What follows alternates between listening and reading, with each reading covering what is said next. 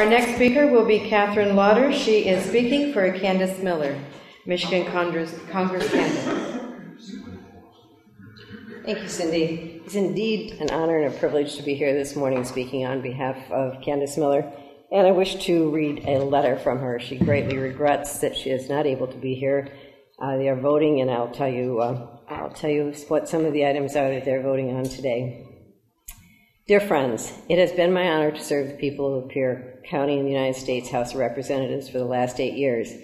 I am always honored and gratified by the support, valuable input, and friendship I have been given over that time from so many in Lapeer County. And I especially want to thank my good friend Katherine Lawter for offering to stand in for me today. I'm sorry that I could not be with you today because my duties keep me in Washington.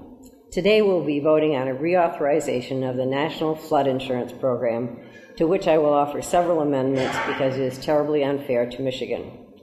Since 1979, Michigan businesses and homeowners have received only $44 million in claims from this program, but we have paid well over $200 million in premiums, and this year alone, Michigan residents will pay over $19 million in premiums.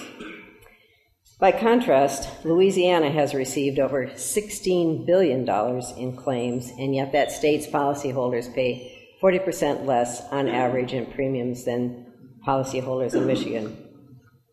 As a result, Michigan has subsidized those in our nation that live in far more flood-prone areas. This is simply unfair. So many in our state and our district, and I have a duty to stand and fight on behalf of my constituents.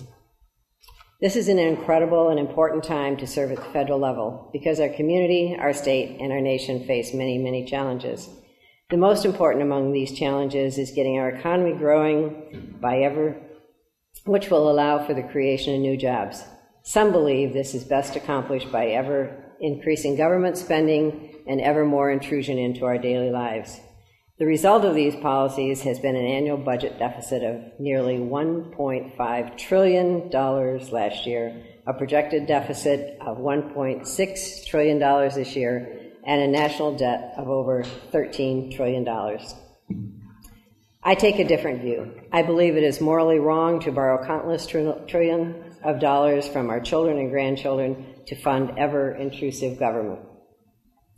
Instead, we should be taking actions to allow for greater competition in the job-creating sector of the economy.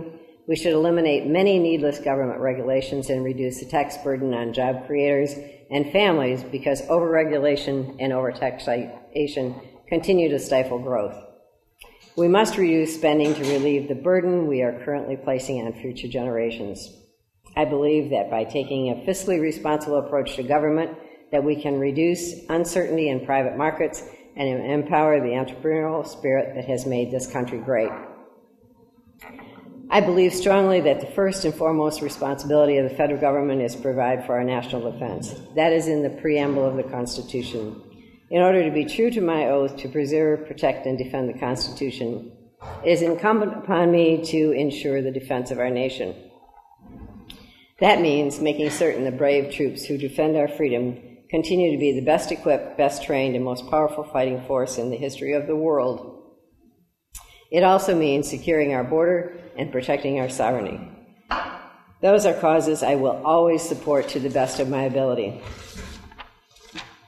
And as someone who has lived in Michigan her entire life and intends to live here for the remainder of my life, I believe it is imperative for me to continue to protect our magnificent Great Lakes.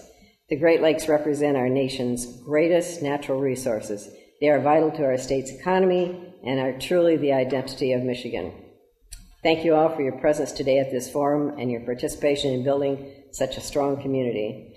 I ask for your support in the election this fall and look forward to working with all of you as we work together toward better days in the future. Sincerely, Candice S. Miller, Member of Congress.